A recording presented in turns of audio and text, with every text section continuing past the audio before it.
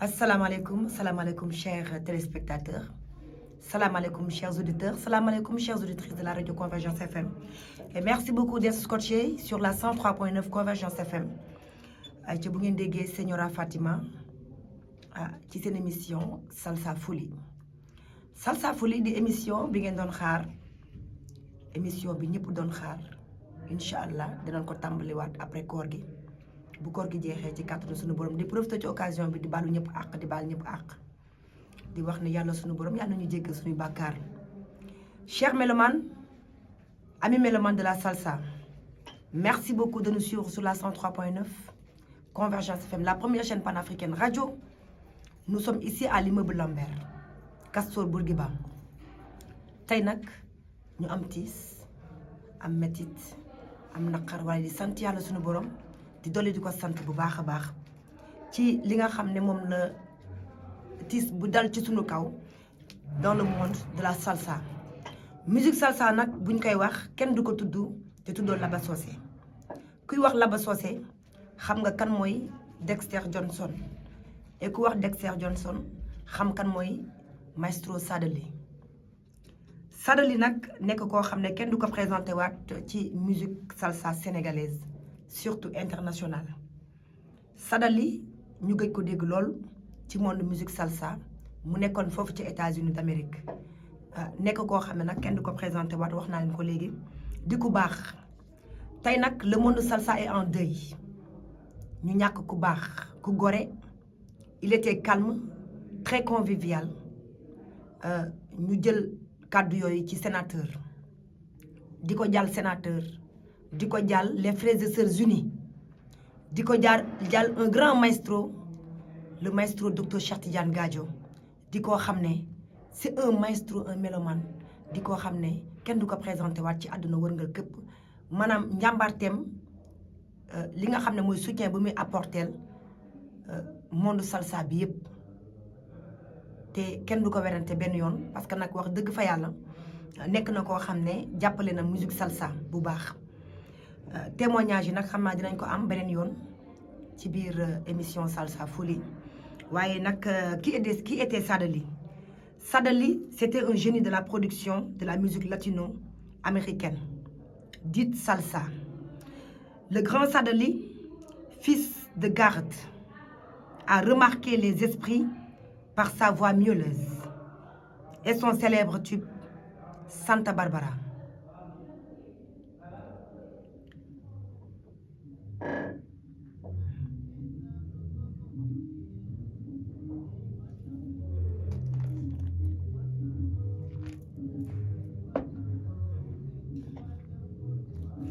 Et voilà, Santa Barbara de Celia Cruz.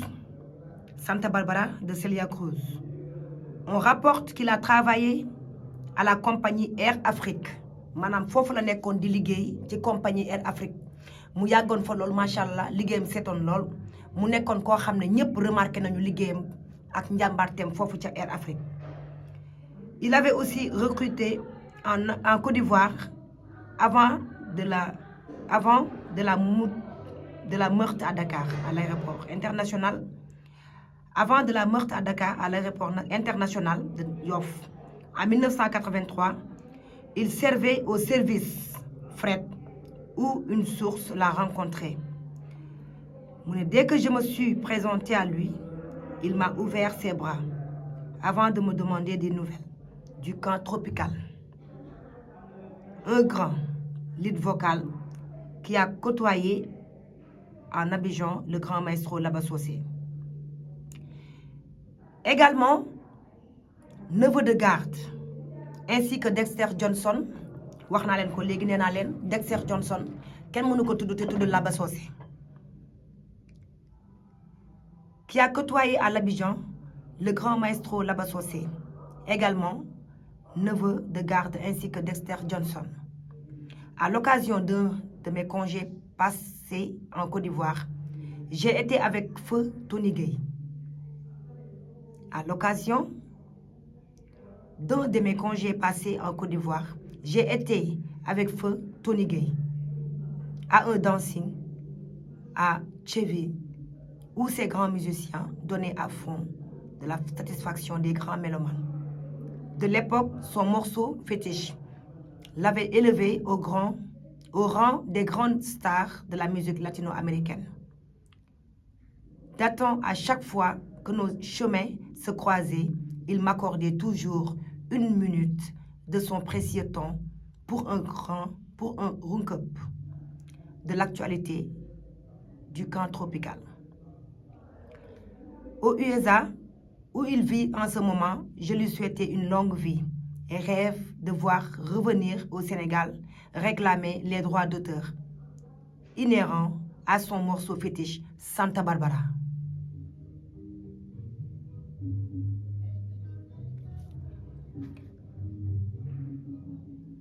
Une autre source ajoutée, je ai croisé à Pékin pendant ses services à l'aéroport de Dakar.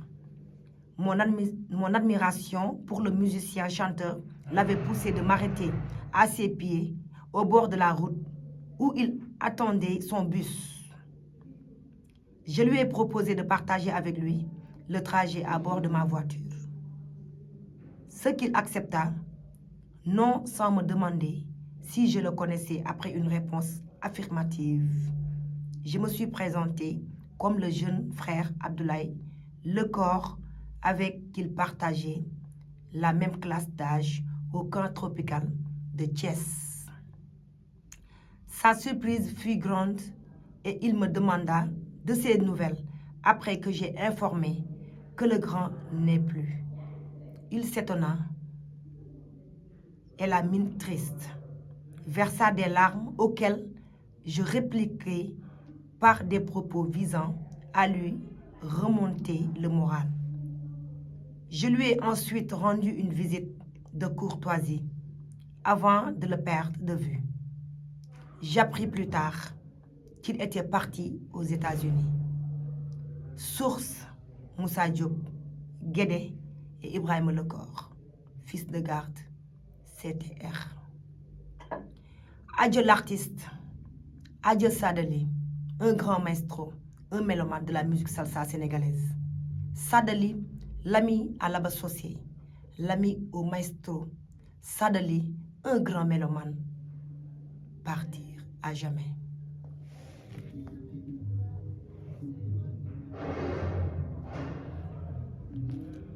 tey nag ñu doon rendre hommage moom mi nga xam ne nekkatul ci àdduna te mu yàgg bégal àdduna wérngal këpp doon ko bégee muy un grand maestro.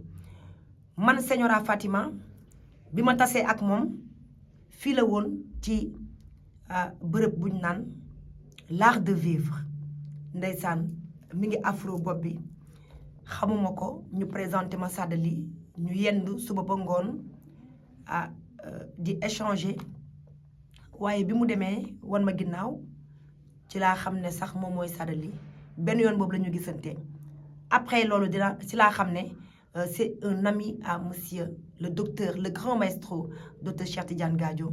Vraiment témoignage bi may def ci moom mooy ku calme la woon waaye tamit koo xam ne ku mënoon maslaa ak ku bëggoon tamit boppam ndax foo ko mësaan fekk rek macha allah da nga koy gis mu set lool nekkoon ko amoon xam-xam lool nekkoon koo xam ne njàmbaarteem foo ko natt egg na fa yaru woon na lool macha allah yàlla na ko yàlla yërëm paix à son âme par ma voix toute l'équipe de la radio Convergence FM ñu ngi jaale njabootam di jaale musique salsa sénégalaise yëpp àdduna wërngal këpp cher mélomane de la salsa un hommage un grand hommage au maestro Sadali.